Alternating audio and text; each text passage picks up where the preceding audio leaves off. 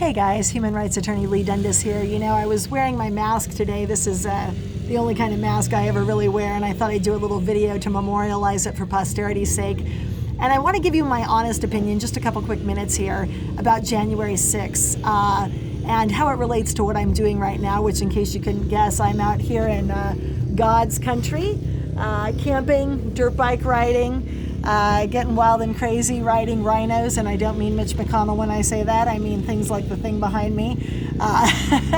Riding dirt bikes, riding quads. You know, I didn't grow up in a white-collar family. I grew up in a bit of a blue-collar family. My dad worked in auto body shops. My mom was a homemaker who taught exercise classes on the side. And but, you know, we didn't have a ton of money, but I grew up pretty wild, pretty free, running around the hills, hiking, climbing trees, riding horses, my little pony that I had, you name it. And then when I was 17, I started hanging out with, you know, the guys I'd always hung out with, but they, you know, I was a tomboy. I was hanging out with a bunch of guys, and they started doing motorsports, and they introduced me to snow skiing and water skiing and stand-up jet skiing and quad riding and dirt bike riding and everything in between. And I spent my first law firm paycheck. I'm not embarrassed to tell you what I did with it. I bought a stand-up 650 Kawasaki jet ski, and I still ride that thing today. I can ride it upside down, backward, forward, submarine that thing, jump it, 360 it, you name it. It was the best damn money I ever spent. Second only to stuff like this. So, in case you couldn't tell, I like to ride anything that moves: dirt bikes, snow skis, you know, horses, anything that I can feel the wind in my hair. I can feel myself being out in nature. I can feel myself going fast. What I'm really saying is I like the feeling of freedom. I really love the feeling of freedom. And I was fortunate enough to grow up in a land that was free, being able to do things that felt free up until March of this year. You know, last time we were out here, it was Thanksgiving. I did a quick little video on Thanksgiving. If you didn't catch it, my hair was totally crazy because I've been riding.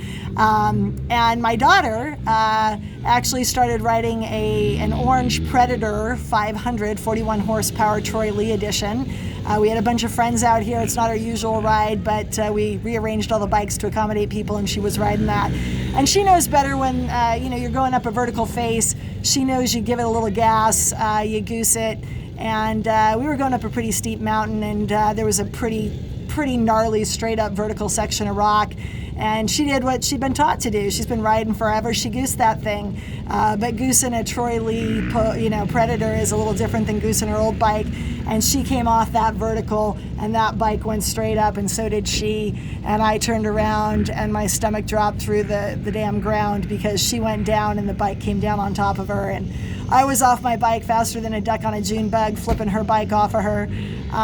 But I got back out here this time yesterday, and I said, well, which of the quads do you want to ride? And she pointed to the orange one, and she said, I'm going to ride the orange one. I'm getting back on it, the Predator. And even though my heart was in my mouth, I looked at her and I said, all right, kid, let's go. Because at the end of the day, folks, I'm raising an adult, not an appendage, not a robot, not a slave. And I need a kid who is going to be able to function in a free society as a free individual. With life comes risk.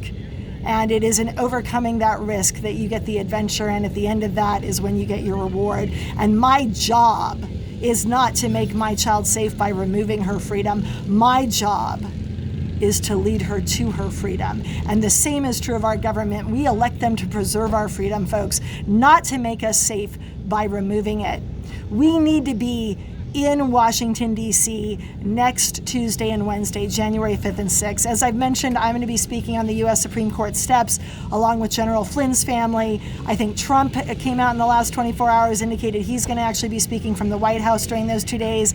And we need to be there. Anybody who's ever played sports, who has ever stood on a stage, who has ever done anything like that knows the indescribable power of the group. There is a power to numbers of people being present in one place at one time with one objective. There is an integrity that goes along with that. There is a momentum that goes along with that. It's not something you can phone in. It is not something you mail in. It is not something you can measure, but it is there. It is real.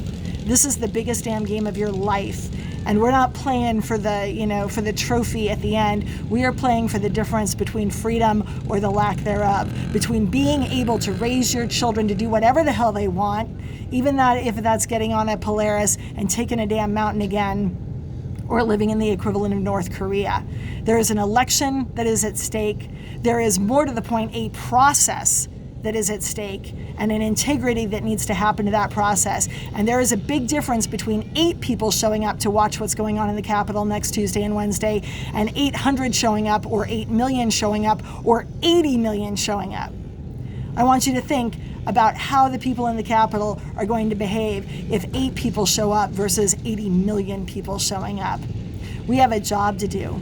We have a job to do in holding our government's feet to the fire and making sure that there is integrity in this election and making sure that our elected representatives do their damn job, which is to keep this country free. I'll see you in Washington, D.C. Tuesday and Wednesday, and have one heck of a New Year's Eve tonight. We need to have a much better 2021 than the year that's behind us, right? Take care, guys.